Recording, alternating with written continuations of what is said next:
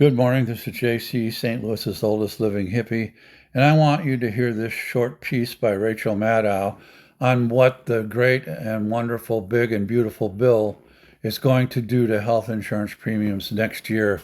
And these are the premiums on the ACA that are supposed to help people lower their health insurance costs. But thank you, Republicans. Thank you, GOP. Fuck you, Trump. And thank you, the eight fucking senators who voted with the GOP to end the standoff, budget standoff. Now this is going to happen, and here's what's going to happen. I mean, these are insane numbers. States are now starting to release the actual numbers on what the Republicans' policy changes have done to health insurance costs with this legislation that they've passed this year.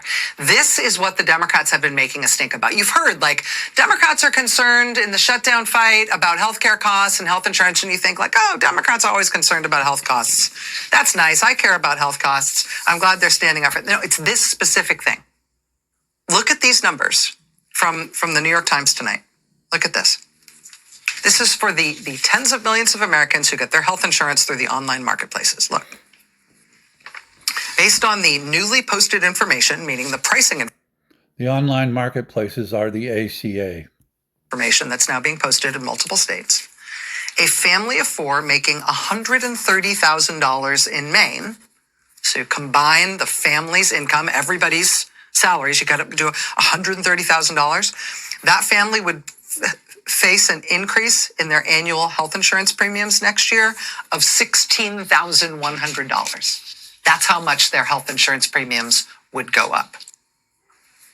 But maybe that's, that sounds like it's a fairly well-off family. And you think, oh, well, maybe that doesn't apply to me. I'm not quite in that kind of a bracket. Well, imagine you're in a couple, you're each 60 years old, and you put both of your salaries together combined, you make $85,000 a year.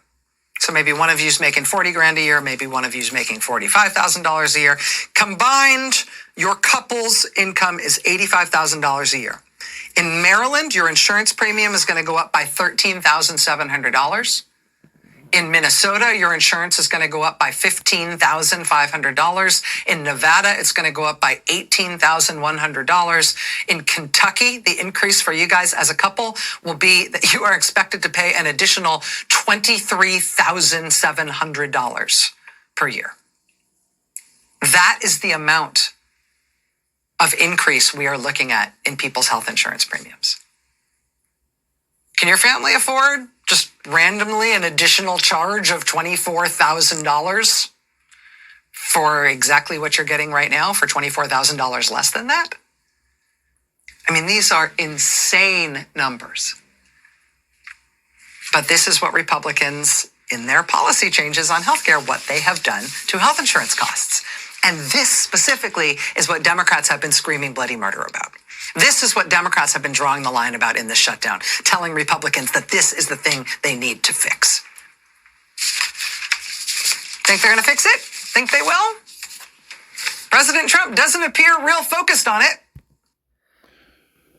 There you go. Get ready for the big bite into your income for health insurance next year. And a couple things come to my mind.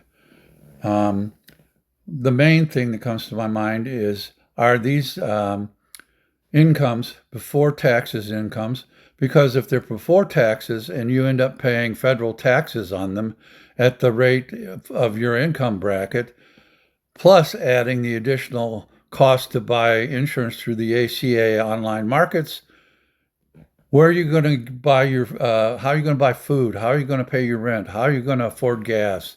How are you going to afford your home insurance, your car payment, when you're paying so much on health care because of what the Democrats have tried to stop and the Republicans have pushed through? It's unreal. And the eight Democrats that voted with the GOP to break the stalemate on the budget bill should have their asses set on fire and kicked down the road. So when they all come up for election, think twice about voting for them, because the Democrats got absolutely nothing to help the price of of insurance, health insurance, from the settlement and the budget bill. Think about that. Think about how much money you're going to be spending next year on health care. Okay. And the second thing that comes to my mind is Kentucky, one of the red states, you're paying the most money. Well, the red states get the most tax help from the blue states. The blue states only rely on 27% of the tax income to help them pay for things like Medicaid, because they are very they're Democratic, number one, they're very good at budgeting their money. And the blue states also pay 80% of the taxes that are paid into the federal government, leaving the red states only to pay 20%. Yet the red states take 72% of government tax revenue for their Medicaid programs and other welfare programs in those states. And it occurs to me, if it's that much higher in Kentucky, I wonder how much higher the ACA premiums are going to be in the other red states like Texas, Louisiana, Alabama, Florida, and Arkansas, and now Missouri too. So think about it. If you live in those states and your insurance premiums are about to go up, get ready, folks. You might as well get ready to lose your expendable income that you might have used to purchase a new car or some new living room furniture. It's all going to be gone. I hope you stayed to listen to this. This is JC, St. Louis' oldest living hippie, saying, fuck you, Donald Trump, and everybody else who's involved with the maggots and all the other GOP fuckheads. But to everybody else who are good people, pox some more Jack and keep on trucking.